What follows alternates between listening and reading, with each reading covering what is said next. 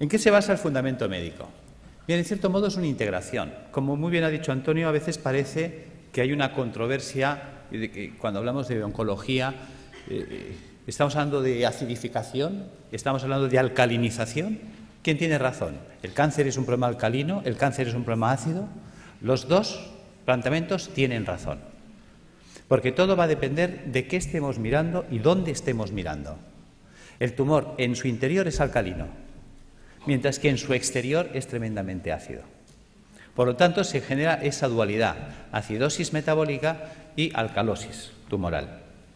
Vamos a intentar explicar cómo se genera este fenómeno, que también esto nos va a permitir abordar la enfermedad y provocar la apoptosis tumoral.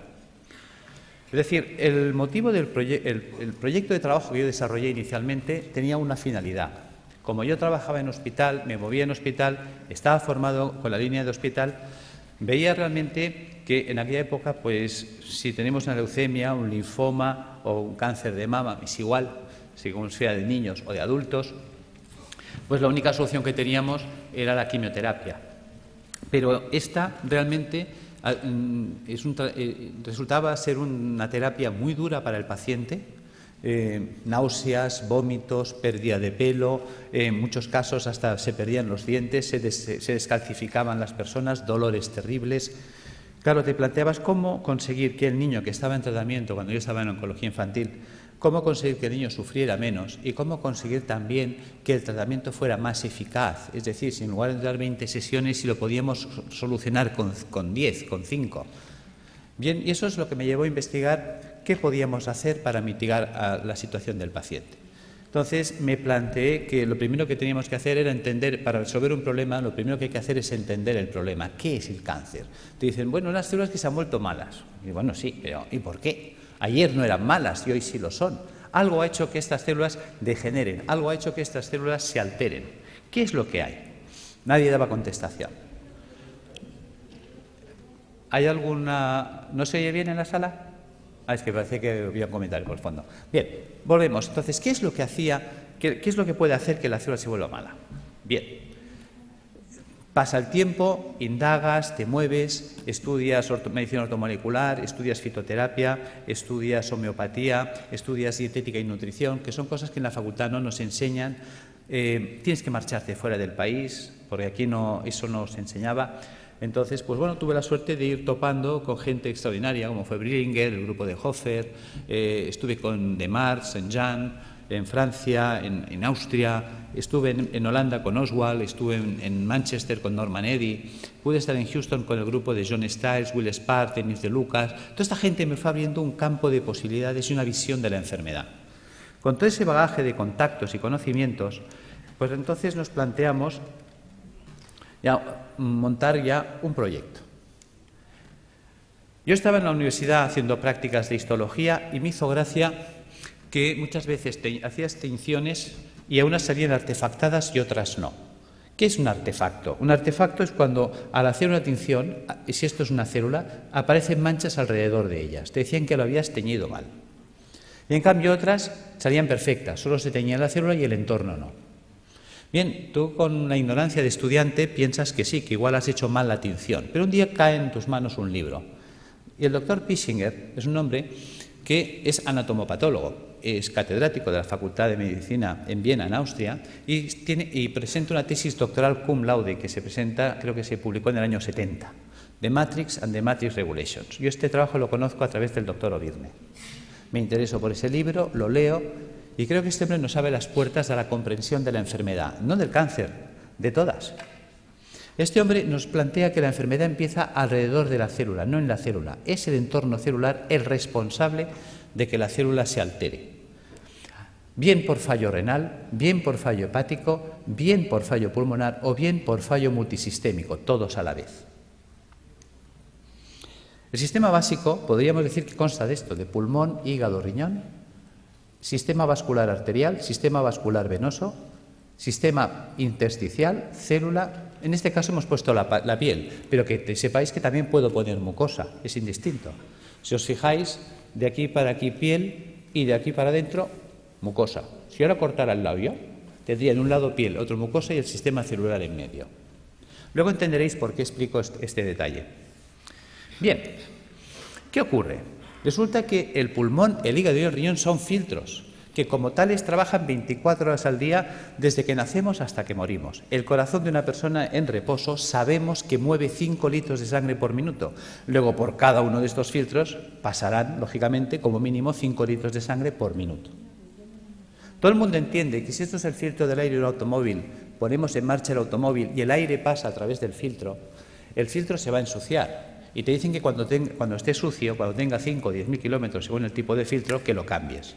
Lo entendemos en un coche, pero no lo queremos entender en las personas. Vamos a reflexionar sobre este dato. 5 litros de sangre por minuto y una persona en reposo. Si cada minuto pasan 5 litros de sangre, ¿qué es lo que están filtrando estos señores? Los residuos metabólicos del sistema celular. De la sangre arterial es la que lleva oxígeno, azúcares, grasas, proteínas, minerales. ¿Para qué? Para nutrir al sistema celular. Hay que enviarle oxígeno, hay que enviarle grasas, hay que enviarle proteínas para que la célula se nutra, se oxigene, viva. Pero esta célula, cada vez que respira, cada vez que recibe oxígeno, ella genera un residual metabólico o basura, que es el CO2. Si yo le envío grasas, ella la va a usar y la va a metabolizar, y cuando esta grasa se degrada, la tira, que es el colesterol. Algo así cuando nosotros ponemos aceite de oliva en una sartén, freímos un huevo, freímos una chistorra y cuando el aceite está quemado lo tiramos. Pues el colesterol sería el aceite quemado, que este debe ser eliminado. Y si le enviamos proteínas, me devuelve ácido úrico. Son ejemplos sencillos. Sabemos que es mucho más compleja la bioquímica celular, pero nos vamos a centrar en 3 datos, en 3 valores fácilmente comprensibles. ¿Qué hay que hacer con estos residuos, esos excrementos celulares? También veréis por qué hablo de excremento, que se excreta. Pues tendrá que ir al sistema venoso y a través del sistema venoso alcanzar pulmón, hígado y riñón y ser eliminados. Fácil es entender que si la célula genera 3 bolsas de basura y eliminamos 3 bolsas de basura, no hay problema. Resulta que estos residuos son de carácter ácido. Ácidos grasos, ácido úrico, ácido carbónico. Bien, mientras el cuerpo sea capaz de hacer esto, no hay problema. Volvamos, rebobinemos. Hemos dicho que el corazón de una persona en reposo mueve 5 litros de sangre por minuto. Eso quiere decir que si en un minuto pasan 5 litros de sangre por el pulmón, el hígado y el riñón para ser filtrados, en 60 minutos pasarán el equivalente a 300 litros. 60 minutos es una hora, luego son 300 litros por hora, que no lo pensamos. Resulta que el día tiene 24 horas. Si en una hora hemos filtrado 300 litros, en 24 horas habremos filtrado el equivalente a 7.200 litros de sangre. Vamos a ser generosos y le vamos a asignar a la sangre densidad 1, como si fuera el agua, que es más densa. La sangre, ya lo sabemos. 1 litro, 1 kilo. Sabemos que 1 litro de agua pesa 1 kilo. Por lo tanto, 7.200 litros pesarán 7.200 kilos. Sabemos que cada 1.000 kilos es 1 tonelada. Luego estamos hablando del equivalente a un camión de 7 toneladas al día. ¿De qué tamaño es el pulmón? ¿De qué tamaño es el hígado? ¿De qué tamaño es el riñón? Son cosas que nunca nos planteamos ni nos preguntamos. Esto lo explicó Da Vinci. Da Vinci es un hombre que hace un trabajo de anatomía, estudia el cuerpo humano y aprovecha para comprender el cuerpo humano. Porque una de las preguntas que se hacía él era saber qué definía el cuerpo humano, dónde residía el equilibrio, la proporción del cuerpo humano. Y la encuentra en el puño. Por eso desde entonces los pintores hacen este gesto para pintar. El dedo sirve para establecer el punto de fuga y darle profundidad al plano. El puño es la proporción para trasladar al lienzo. Desde entonces sabemos que si yo me quiero comprar un calcetín, el perimetral del puño es la longitud de mi pie. O simplemente cojo referencias anatómicas, mi costilla y mi clavícula. Si miramos aquí dentro está mi pulmón. ¿Qué pasa? Que mis 2 puños son mi pulmón. Si yo cojo como referencias la costilla, aquí dentro está mi hígado. Por lo tanto, si yo cierro los puños, veréis que es la distancia que estoy marcando, 2 puños. Si pongo el puño detrás, el espacio entre costillas y cadera es mi puño. ¿Cuántas veces habéis oído tengo el estómago en un puño? Y es porque estamos dimensionados por el puño. Por lo tanto, hemos hecho esta representación para que veáis el tamaño del pulmón, del hígado y del riñón. Son 2 puños de una persona. ¿Os imagináis un camión de 7 toneladas? Es una persona en reposo. Que sepamos en reposo toda la vida, Buda, que vivía en meditación trascendental. Nosotros no somos Buda. Nervios, estrés, sobrecargas alimentarias, tóxicos alimentarios. Esto va a hacer que estos filtros vayan trabajando de un modo, digamos, enloquecido. Llega un momento que, por lo tanto, estos filtros se van a obstruir. Y si nadie se ocupa de limpiarlos, porque nadie nos enseña cómo mantenerlos, ya que nosotros no los podemos cambiar en un coche. Nosotros cada 5.000 kilómetros, cada 5 años, no podemos estar cambiando los filtros del aire, el filtro del aceite y el filtro de la gasolina como en un coche. Claro, pues si no nos cuentan nada ni hacemos nada, estos se obstruirán. Empezaremos, por lo tanto, a retener CO2, empezaremos a retener colesterol, empezaremos a retener ácido úrico, puesto que un filtro obstruido ya no trabaja al 100%, su rendimiento cae. Entonces nos vamos a encontrar que en el organismo puede variar el pH. Claro, el cuerpo no puede permitir que el pH varíe en sangre. Muchas veces nos preguntamos, ¿cómo es posible que un deportista de élite, entrenado, perfecto, esté corriendo en un campo y caiga fulminado muerte súbita? Porque a veces ha ocurrido eso, un bloqueo metabólico. Es decir, la acidosis metabólica que ha generado ha sido tal que su pulmón, hígado y riñón no han sido capaces de drenar, ha entrado en una acidosis metabólica brutal en sangre. Sabemos que una variación del pH en un medio provoca un stop de reacciones químicas. Las reacciones químicas en sangre se paran, muerte. Algo tan simple, digamos, se nos pasa por alto. Estamos encontrándonos que entonces el cuerpo muchas veces lo que hace para evitar este fenómeno, evitar que haya un stop de reacciones químicas en sangre, empieza a hacer un acúmulo, va a retener estos radicales ácidos libres en el espacio intersticial. Por lo tanto, se irá empantanando el sistema. La interposición de residuos metabólicos en el espacio intersticial entre el capilar y las células, las endotoxinas, van a generar una serie de dificultad para la nutrición celular. Son los trabajos también de Rekebeck, cuando hablaba de la homotoxicología, es decir, la célula acabará ahogada por sus propios residuos metabólicos, por sus propios detritus, por sus propios excrementos. Esta barrera de ácidos que se nos va a formar, de ácido úrico, de ácidos grasos, etcétera, va a impedir que la célula se nutra. Veamos. ¿Veis la diferencia de imágenes? Es decir, la célula sana vive, digamos, flotando. El 70% del cuerpo es agua. Fijaros que eso es lo que llamaríamos el plasma intersticial. Ella tiene que vivir en una piscina de agua cristalina y transparente. Si los filtros se obstruyen, y ya este drenaje no se puede llevar al 100%. Imaginaros que la capacidad de filtraje es del 80%. Quiere decir que el 80% del carbónico, el 80% de los ácidos grasos, el 80% del ácido úrico se eliminará, pero el 20% se quedará parte atascado en los filtros, parte en sangre y parte se empezará a acumular en el espacio intersticial. Si esto se va llevando en el tiempo hacia adelante, acabará ocurriendo esto. Fijaros que ahora el entorno celular, y esa era la idea de Pischinger, la enfermedad empieza alrededor de la célula, no en la célula. Es el entorno celular el que va a degradar ese sistema. Fijaros que ahora la célula ya entra en precario. Fijaros que estos son ácidos. Los ácidos son altamente corrosivos. ¿Qué pasa? Que si yo tengo aquí oxígeno y quiero que el oxígeno vaya del capilar hasta la célula, tiene que atravesar esta barrera de ácidos y reaccionan con él y se los sacuden del medio. Cualquier nutriente tendrá que quedarse aquí atacado por los ácidos, con lo cual la célula se queda sin oxígeno y sin comida, y además atacada químicamente por sus propios ácidos.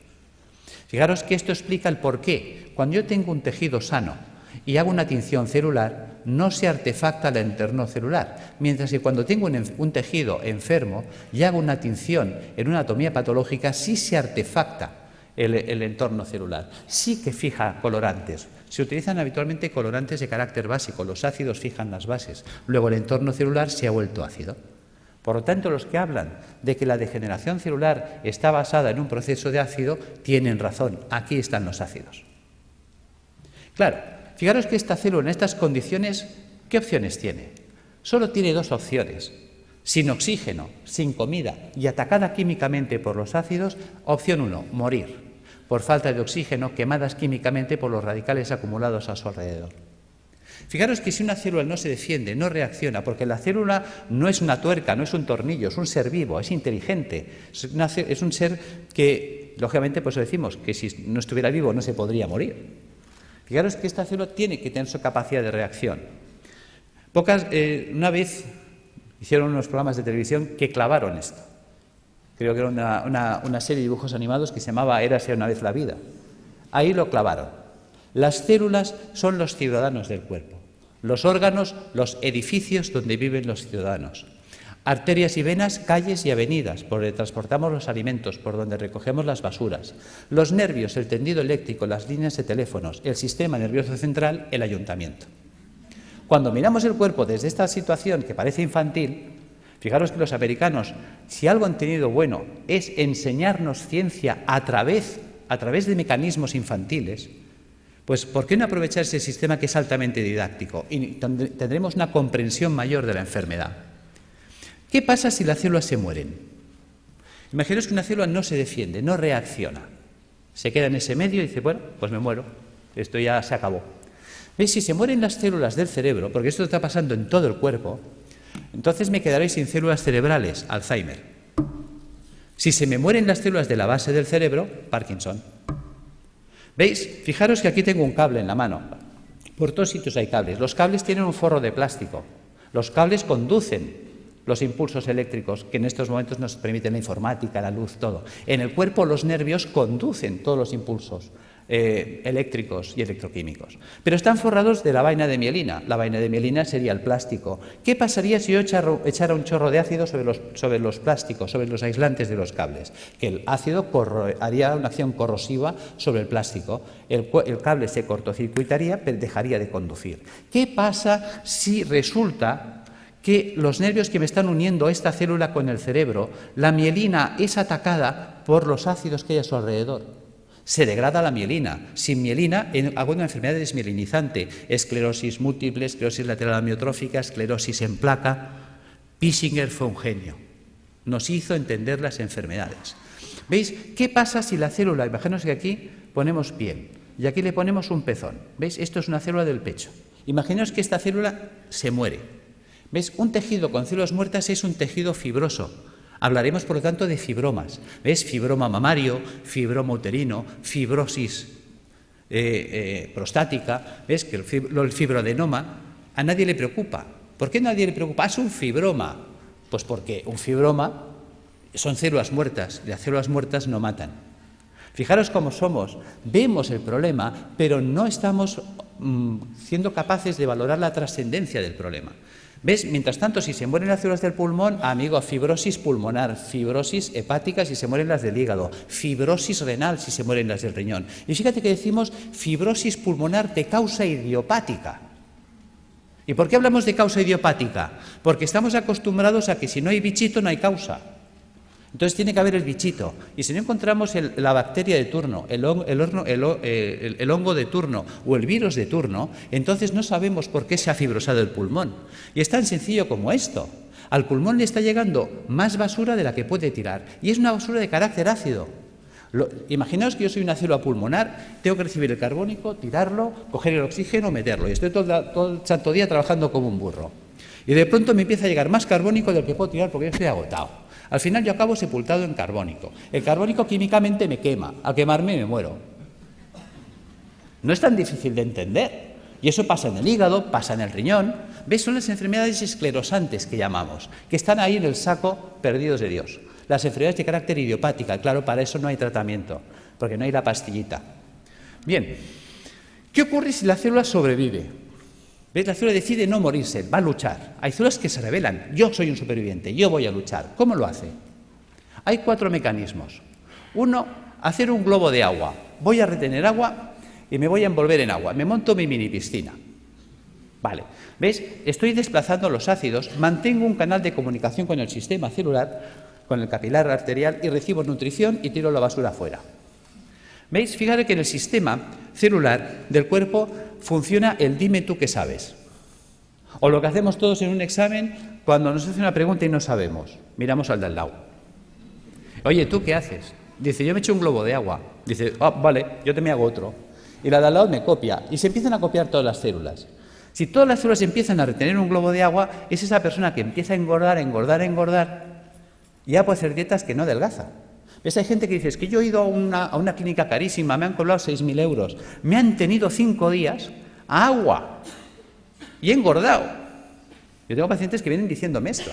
Yo, claro, porque tu cuerpo se está defendiendo de la acidosis metabólica reteniendo el agua. Y el agua, aunque sea calorías cero, el agua pesa.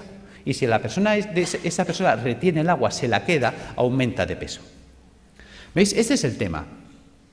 Opción 2, tamponar. ¿Qué es tamponar? Tamponar es convertir un ácido en una sal. ¿Veis? Fijaros, por ejemplo, aquí tenemos una imagen de un hueso y una imagen de un hueso pues ya osteoporótico, lleno de agujeros, parece un queso gruyère.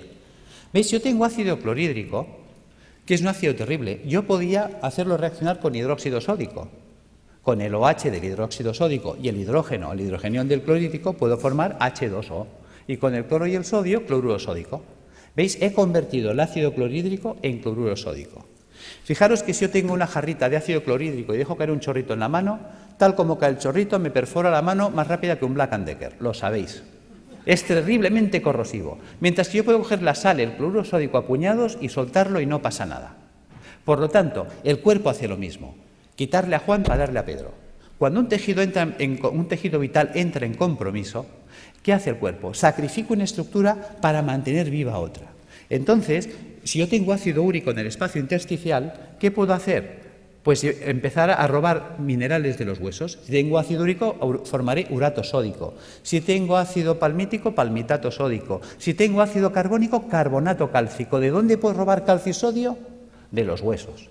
Y empezamos a entender la osteoporosis, la artrosis, la artritis, el ataque ácido a los huesos. ¿Veis? Y aparecen entonces calcificaciones en los tejidos blandos. Uy, tienes calcificaciones en la mama, tienes calcificaciones en el pulmón. Fíjate que el cuerpo nos está avisando. Te está diciendo que el siguiente paso, ¿cuál va a ser? ¿Ves? Nos queda un paso que es el drenaje. Fijaros, volvamos atrás, que yo por la piel puedo eliminar carbónico. Yo por la piel puedo eliminar grasas, tengo el cutis graso, lo habéis visto 1000 veces. Yo por la piel saco amoníaco, urea. Veis que hay gente que mancha las amarillas, las camisas, los sobacos de cercos amarillos, urea.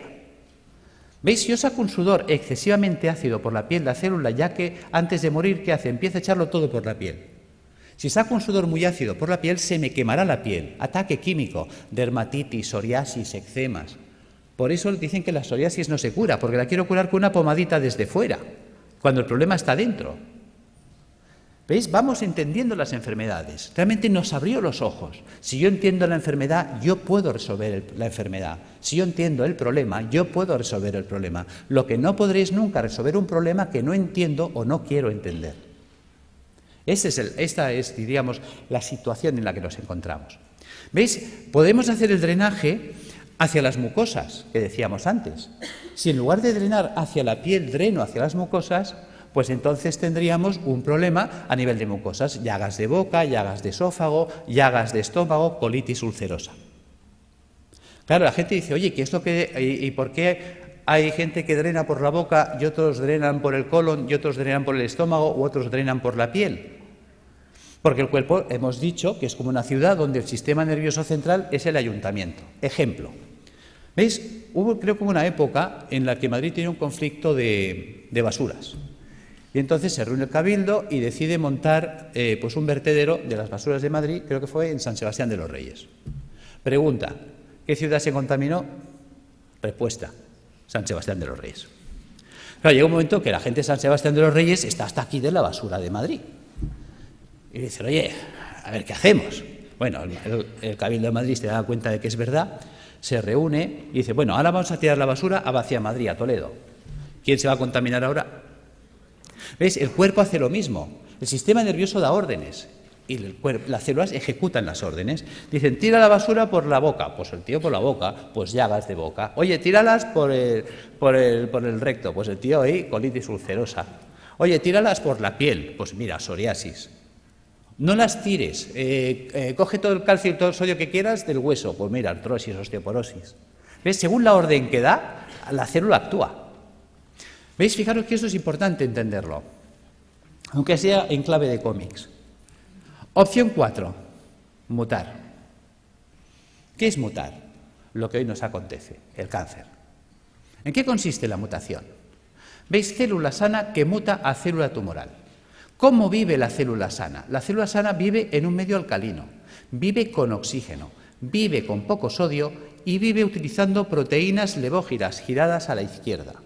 ¿Qué ha pasado? Ha pasado que el medio se ha vuelto ácido. ¿Veis? La célula tumoral muta porque su entorno ya no es alcalino, se ha vuelto ácido. Se ha quedado sin oxígeno. ¿Qué opción le queda a esta célula sin oxígeno? Solo tiene dos opciones, o morir o mutar. ¿En qué consiste la mutación? Sabéis que la célula para vivir necesita energía. La energía es el ATP. ¿De dónde saca el ATP? Bueno, pues hemos hablado, creo que se ha hablado hoy del ciclo de Krebs. En la mitocondria podemos obtener el ATP a través de la vía oxidativa, con oxígeno. Pero cuando una célula no tiene oxígeno, puede abrir una ruta alternativa que es la del pirúvico.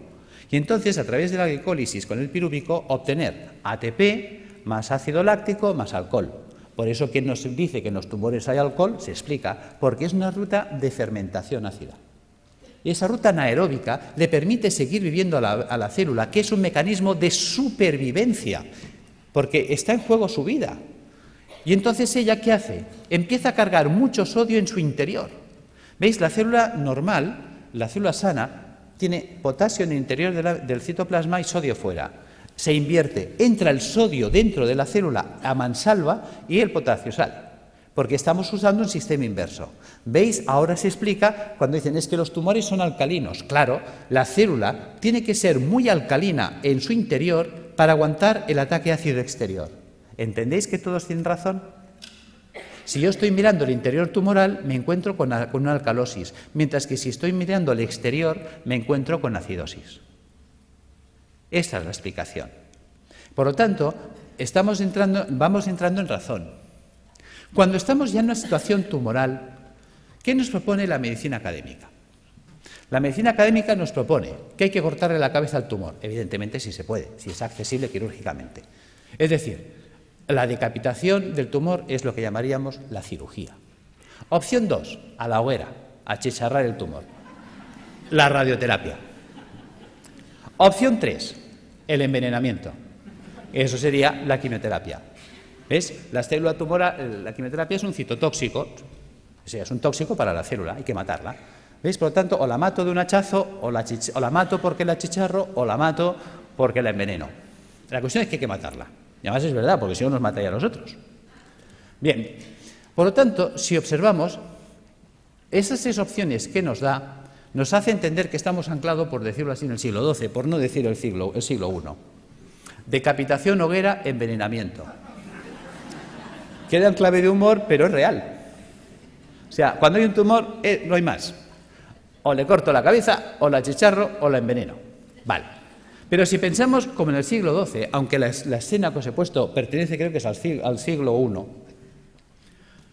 nos encontramos que si pensamos como en esa época, nos queda una cuarta vía que la estamos olvidando. ¿Qué podían hacer con un enemigo difícil de batir? El asedio. ¿Os acordáis? Numancia. Le quitamos el agua, le quitamos la comida, y sin agua, sin comida, esperar, que se muere solito. Bien, eso sería la apoptosis. ¿Cómo acorralar el tumor? Pues alcalinizando al paciente, puesto que el paciente ya que está muy ácido y el ácido me está desencadenando el problema, vamos a alcalinizarlo. Resulta que sabemos que la célula tumoral para poder vivir necesita mucho sodio. Resulta que al paciente hipertenso le decimos come sin sal, al paciente cardiópata le decimos come sin sal, al paciente que está mal del riñón, al nefrópata le decimos come sin sal. Pues digamos al oncológico que coma sin sal, puesto que la célula tumoral necesita mucha sal para ser muy alcalina en su interior. Si le quito la sal, la hago polvo. Luego, utilizar enzimas proteolíticos de acción selectiva. ¿Qué es un enzima proteolítico de acción selectiva? Una enzima que destruye proteínas, pero no todas. ¿Cuáles? Las dextro. Resulta que la célula tumoral, para vivir, ha tenido que desarrollar un tipo de proteína que es la dextro. Fijaros que en el cuerpo todos los aminoácidos son L-metionina, L-cisteína, L-arginina. ¿Por qué? Porque nuestras proteínas son levo, pero las proteínas levógiras son estables en un medio alcalino, en un medio ácido no son estables. Luego necesito una proteína estable en un medio ácido, la dextrógira.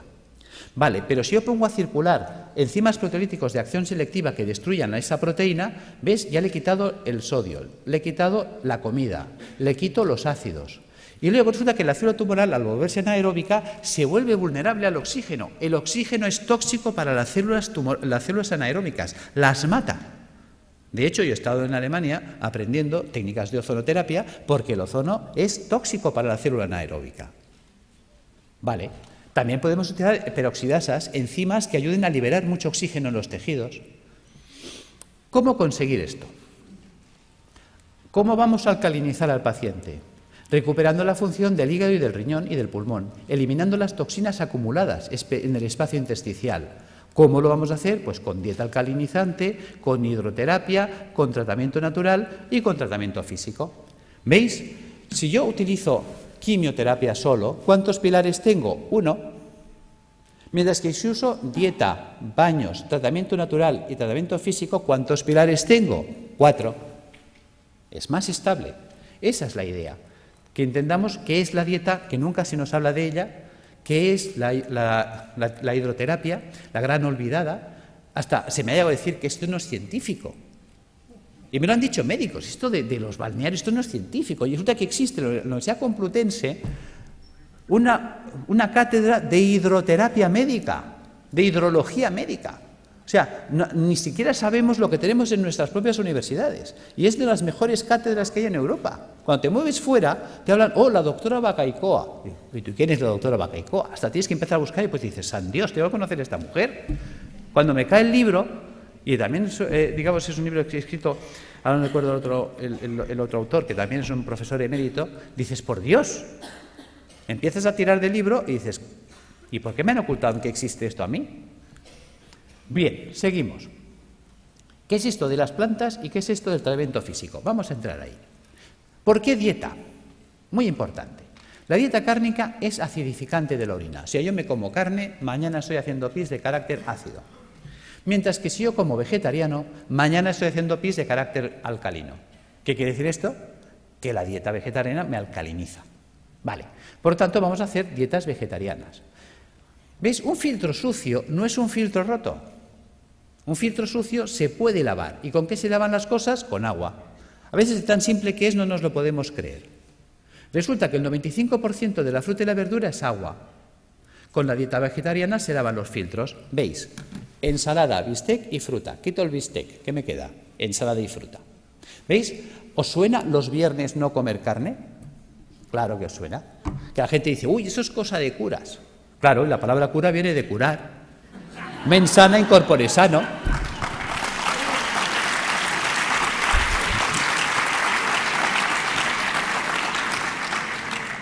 Claro, ¿qué ocurre? Que cuando las cosas, gracias, pero bueno, es para romper un poco el ritmo porque estaréis cansados y dormidos.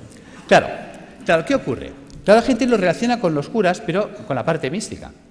Claro, la gente dice, ¿y esto de dónde lo han sacado los curas? Vas tirando del libro y los curas lo sacaron de un médico, Galeno.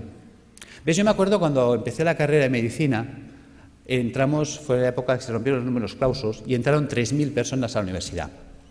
Dijeron, nada, puertas abiertas, que entre todo el mundo y que sea un curso selectivo. Y estábamos 3.000 en primero de carrera. Y entonces había una asignatura opcional, optativa, que se llamaba Historia de la Medicina.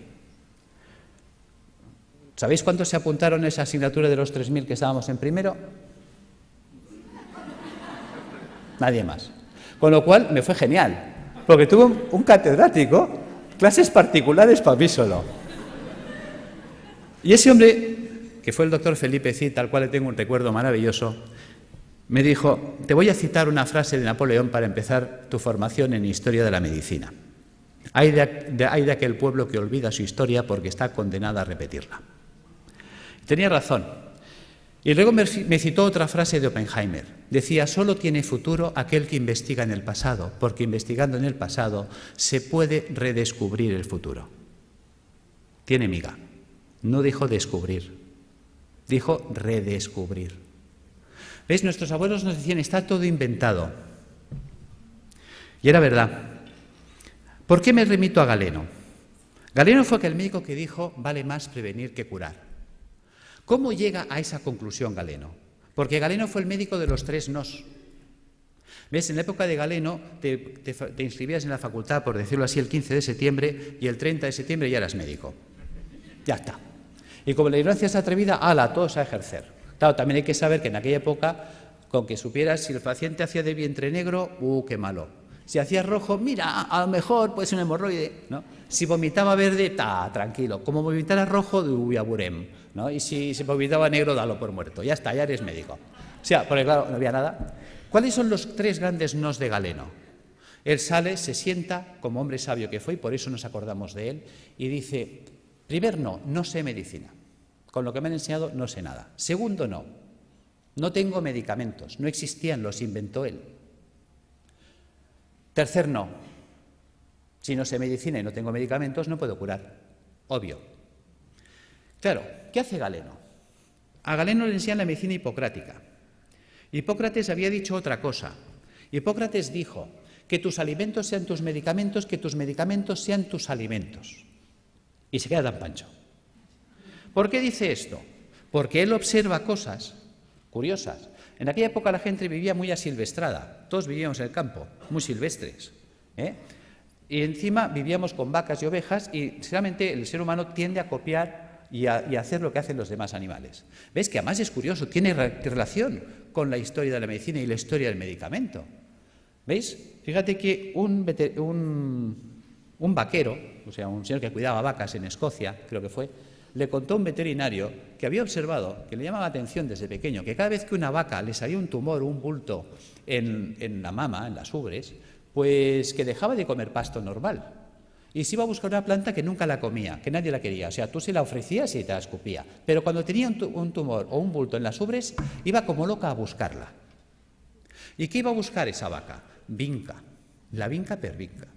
Resulta que el veterinario no deja en saco roto el comentario del pastor, sino que coge esa planta y se la lleva a la universidad y la analizan. Y se dan cuenta que es verdad, que en la vinca existe un principio activo antitumoral. De ahí salió la vincristina.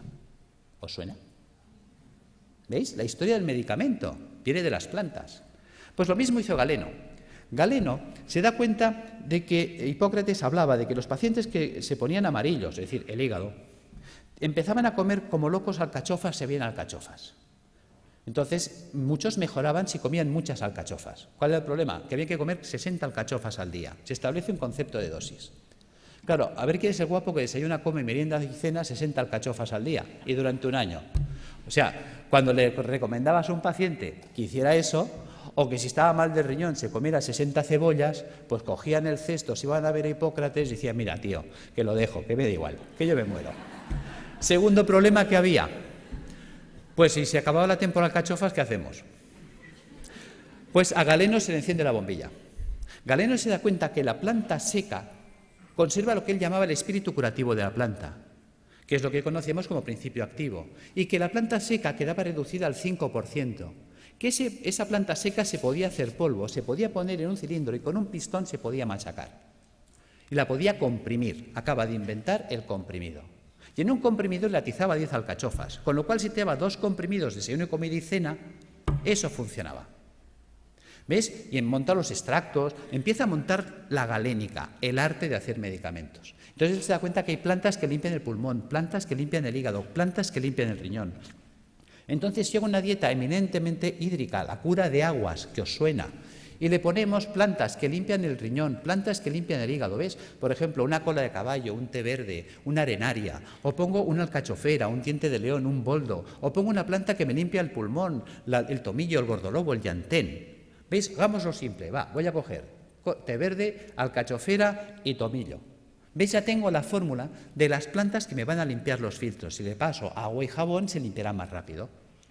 Claro, si encima le cojo los trabajos de Demetrier con los oligoelementos, me meto en los trabajos de eminentes investigadores en el mundo de la ortomolecular, vitaminas, enzimas, las acciones que tienen, vamos a mejorar la actividad y la funcionalidad de estos órganos, con lo cual el drenaje de los ácidos se va a activar. Me voy a remitir también a Galeno. Galeno se da cuenta de la importancia de los baños termales. Fijaros que en aquella época habían las termas romanas. ¿Ves? Galeno establece un sistema de dieta a la gente que venía a su consulta. ¿Ves? En las casas romanas, en los domus, había el vomitorio. La gente se levantaba, comía y se iba a vomitar para seguir comiendo, hasta que reventaban. Y cuando llegaban a Galeno, él en sus textos lo decía. El paciente me llega gordo, seboso, sudoroso, con un sudor repelente, un fétor vomitivo y unas deposiciones putrefactas. Decía, está podrido por dentro. Y además decía, huele a cloaca obstruida, que los romanos tenían alcantarillas, o sea, ya sabía lo que se decía él. Fijaros, por lo tanto, decía, hay que desatascar la cloaca, es decir, todo el tubo digestivo. Entonces él, por un lado, se da cuenta de la función del agua. ¿Cómo funciona el agua? El agua termal nos vamos entendiendo ya por qué funciona. ¿Veis? Las aguas termales son aguas calientes. Por lo tanto, si yo me sumerjo en agua caliente, ¿qué pasará con los poros de mi cuerpo? Se van a dilatar. Sabemos que el agua de los balnearios son aguas minerales. ¿Qué minerales tienen? Cloruro sódico, cloruro magnésico, cloruro potásico y así. A una concentración salina no menor de 20 gramos de sal por litro de agua. Resulta que el agua de nuestro cuerpo tiene 9,4 gramos de sal por litro de agua. Claro, se va a generar un gradiente de ósmosis. Los líquidos van de donde hay menos a donde hay más. Cuando yo me sumerjo en una bañera con agua caliente y salada, ¿veis? Fijaros que aquí en medio todos tenemos una vena gorda, que podríamos llamar que es la alcantarilla, donde van todos los residuos celulares. Pero si yo abro los poros y con la sal tiro para afuera, estoy sacando de mi cuerpo ácido carbónico, ácidos grasos, ácido úrico. O sea, realmente el baño termal es una diálisis percutánea, es un riñón, es un pulmón, es un hígado artificial de alto rendimiento y de bajo coste. Con el tiempo, lo que era del pueblo, porque fijaros que era la época de la res pública, la cosa pública, la época romana en la que vivía Galeno, por lo tanto eran los baños públicos, las termas romanas, con el tiempo los baños pasaron a la aristocracia.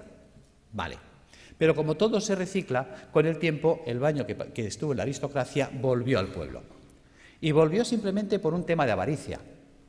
Fijaros que un balneario, pues vale, por ejemplo, uno baratito, hoy en día vale 120 euros al día. Quiere decir que un tratamiento de 30 días nos costaría 3.600 euros y estabilizar a un paciente oncológico 10 meses, 36.000 euros. ¿Quién se puede pagar esto? Un rico. ¿Pero qué es un rico? Pensemos. Y no me digáis que es un tío con pasta porque es falso. Sabiduría popular. El padre obrero, el hijo caballero, el nieto pordiosero. Es decir, hay el que hace el dinero, hay el que se lo ventila y la familia venida menos. ¿Veis? Un rico no es eso, no es un señor con pasta. Un rico es un señor que siempre está pensando cómo tener las cosas sin pagar, que por eso es rico. Porque gana y no gasta. ¿Ves? El rico iba al balneario y dice, a ver, ¿qué tiene el balneario que cura tanto? Dice que las aguas son termales. Dice, Pepe, pon un termo en mi casa. ¿Ves? Si yo caliento lo hago en un termo, el agua que sale del termo es termal. ¿Qué más necesito? Dice, es que esto, una bañera. Pues Pepe, pon una bañera. ¿Qué más pasa? Oh, es que el agua son minerales. Jacinto, tú que eres químico. A ver, ¿qué tiene el agua que cura tanto? Jacinto que analiza y dice, oh, es que el agua tiene minerales. ¿Cuáles? Cloruro sódico, cloruro magnésico, cloruro potásico. Joder, esto es sal de cocina, ¿no? Sí, pues échale sal al baño. ¿Cuántas veces habéis oído sales de baño? Pero ¿cuántas veces os habéis preguntado por qué hay que echarle sal al baño? ¿Cuánta sal tengo? Uy, perdón. ¿Cuánta sal tengo que echar al baño? ¿Para qué tengo que echar al baño? ¿Ves? Nunca nos preguntamos. Somos poco curiosos. Resulta que Jacinto, que era químico, le dice, es que tiene 20 gramos de sal por litro de agua. Claro, el tío que está acostumbrado a hacer números dice, pues que me haga una bañera que llena hasta la mitad cubique 100 litros. Las bañeras estándar de casa, llenadas hasta la mitad, cubican 100 litros de agua. Dice, ¿y eso? ¿Y por qué hasta la mitad? Hombre, hasta la mitad porque por el principio de Arquímedes, cuando yo me meto en la bañera, el nivel del agua sube. Luego dejo un espacio o a fregar. Bien. ¿Por qué 100 litros? ¿Cómo sé que en mi bañera tengo 20 gramos de sal por litro de agua? Echando 2 kilos de sal. ¿Ves? 2 kilos son 2.000 gramos. 2.000 gramos en 100, tacho 2 ceros. Tacho 2 ceros, 20 a 1. Ya tengo la concentración salina. ¿Qué vale un kilo de sal? El otro día lo compré en el Capravo, mientras no nos suban el IVA, a 15 céntimos el kilo. Luego 2 kilos, 30 céntimos. 30 céntimos por 30 días, 9 euros. Y en casa. Yo tengo pacientes que me llegan desesperados, y no por falta de razón. Me dicen, estoy en insuficiencia renal crónica desde hace 10 años. Ya he entrado en lista de trasplante, no aparece el trasplante y vienen hechos una pena, pobrecitos. La diálisis ya no da de sí y como no aparezca un riñón en 6 meses, yo no salgo adelante. Simplemente por decirle, ponte en la bañera con 2 kilos de sal cada día, a los 15 días ese hombre está alucinado de cómo tiene sus análisis, porque está haciendo una diálisis diaria. Está sacando ácido úrico por los poros, por ósmosis. Ósmosis percutánea.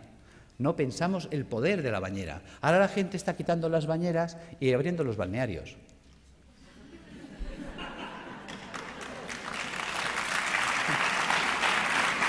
Bien. Gracias. Seguimos. Ya entendemos para qué la bañera, ya entendemos para qué una dieta hídrica. Hay mucha gente que me dice, Alberto, ¿hay que ser entonces vegetariano? No, tampoco. Y a ver, cuéntame esto, si me dices que la dieta vegetariana es buena. Bueno, es que una cosa es que la dieta vegetariana sea buena y otra cosa es que tengamos que ser vegetarianos. ¿Ves? Una vaca es vegetariana. ¿Por qué? Ella solo come vegetales. ¿Por qué? Porque puede.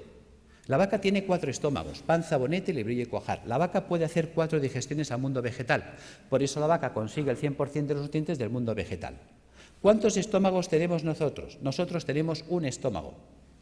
No podemos ser vaca. Nos falta tecnología digestiva. Es así de sencillo. ¿Ves? Hay gente que dice que yo sí, puede sobrevivir, porque el cuerpo está adaptado a sobrevivir, pero no a vivir.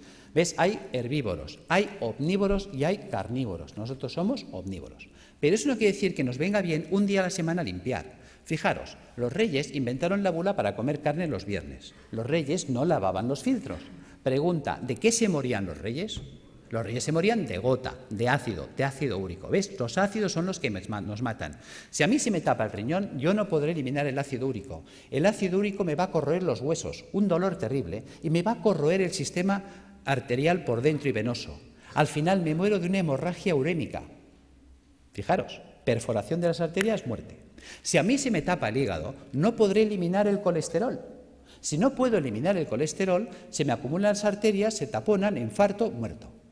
Si a mí se me tapa el pulmón, no podré eliminar el CO2. El CO2 se me acumula, ya sabéis, es citotóxico, muerto. Los ácidos nos matan. Tan sencillo como esto. Entonces, si añadimos esto a la dieta hiposódica, que ¿cómo afecta esta dieta a la célula tumoral? La célula tumoral necesita mucho sodio para alcalinizar su citoplasma y poder así contrarrestar el ataque ácido externo. Si se queda sin sodio, no puede hacerlo. Y entonces el propio ataque ácido también la puede matar.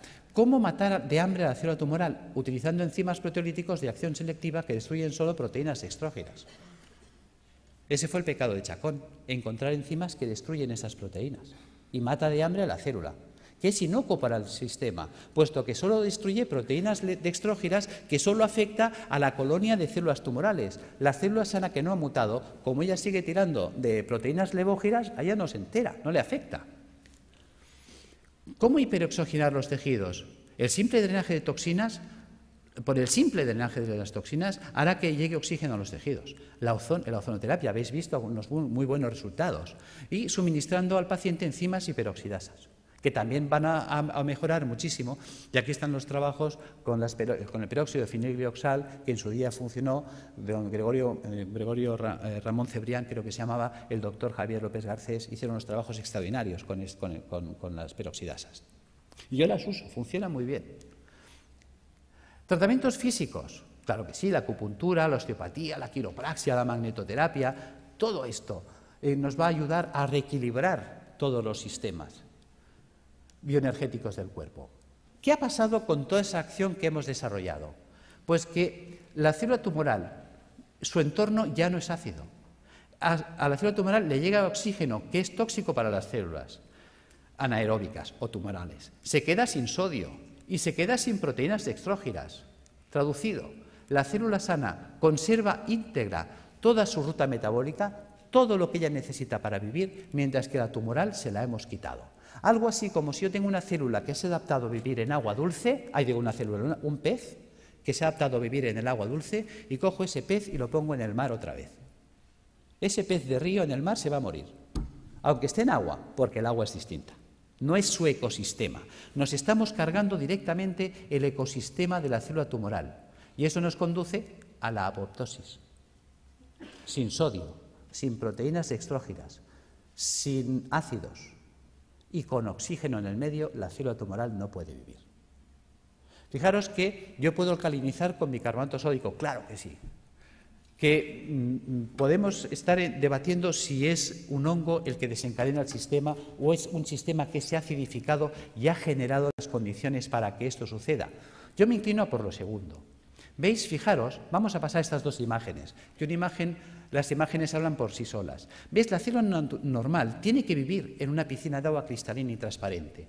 Mientras que si nosotros no hemos cuidado, porque nadie nos ha hecho entender la importancia de comer un día a la semana vegetariano, de bañarnos un día a la semana en agua con sal, de tomar plantas depurativas que nos ayuden a tener limpios los filtros, mira qué fácil es.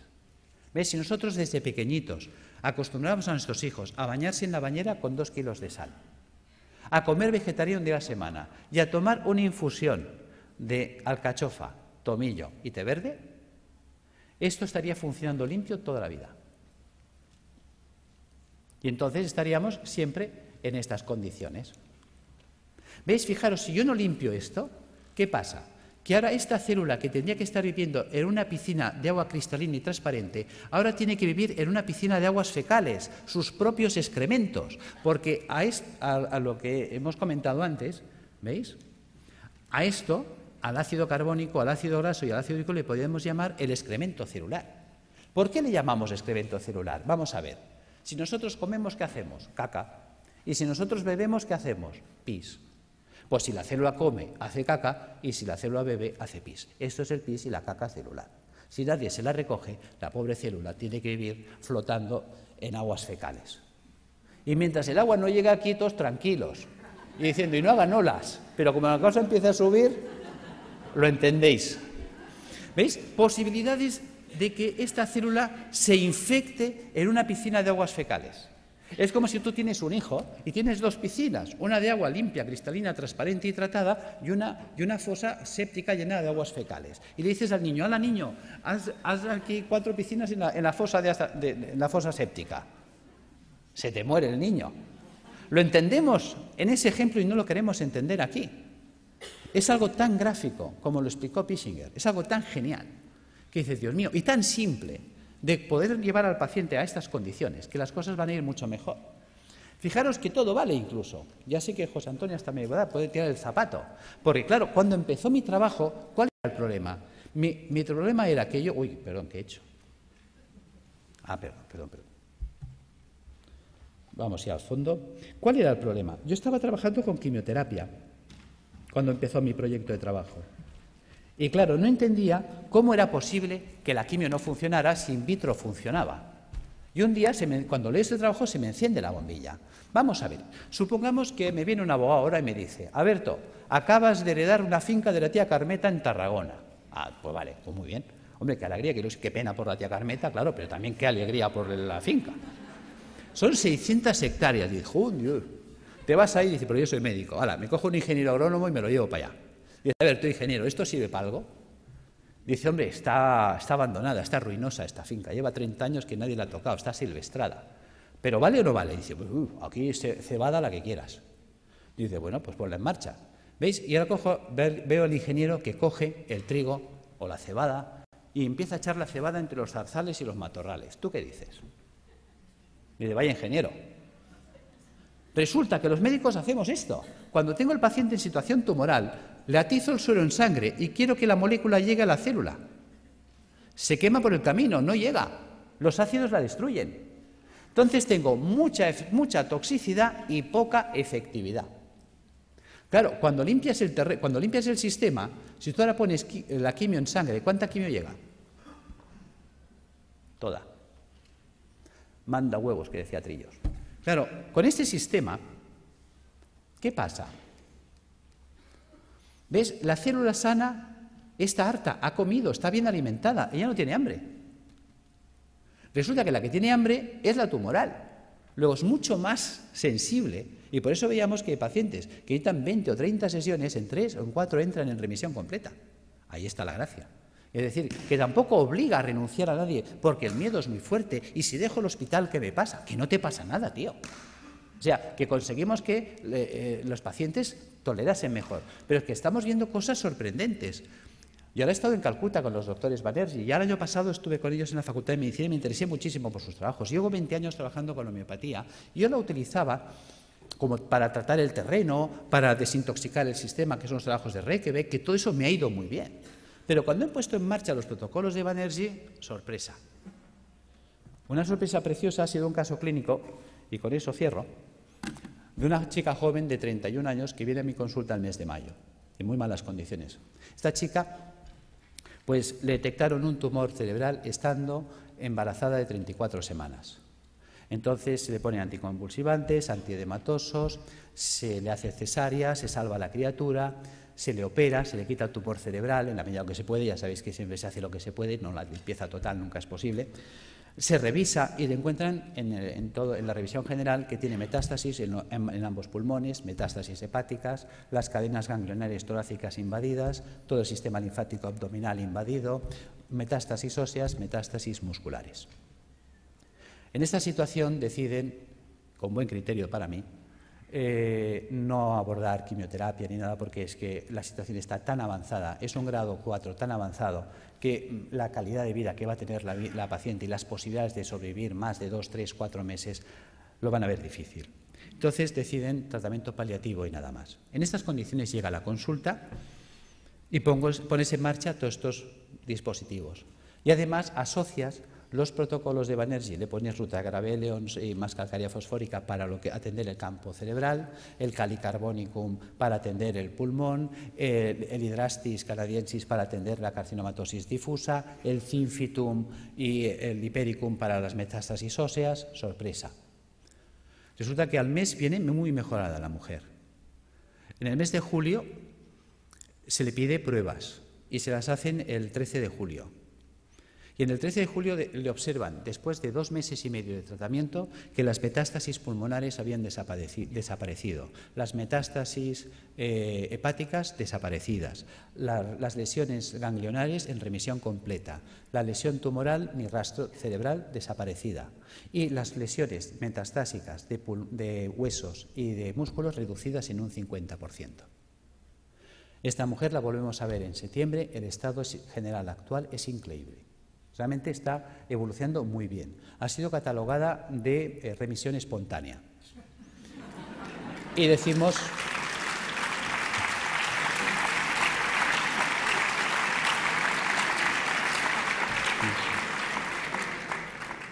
Y es verdad, está respondiendo espontáneamente porque se está produciendo una apoptosis. Pero se está produciendo la apoptosis porque la paciente está haciendo lo correcto. Ha cogido un camino que le funciona. Hay veces que gente me dice, Alberto, ¿tú curas cánceres? No. Pero sí que damos un manual de instrucciones que permiten que el cuerpo se coloque en condiciones tales que entonces el cuerpo sí puede curarse a sí mismo. En fin, espero no haber sido pesado. Gracias.